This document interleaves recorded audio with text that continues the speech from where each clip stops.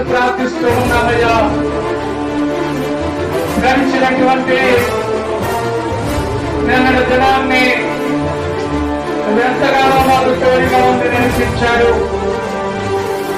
మరలా తిరిగి రెండవ రోజు సమయంలో నీ పాదములు చెంతగా నడిపించి నిన్ను స్తుతించుకునే ధన్యత మీరు మా పరిగ్రహ చేస్తున్నందుకు వందనాలు చెల్లిస్తూ ఉన్నాం. యేసయ్యా, దేవా,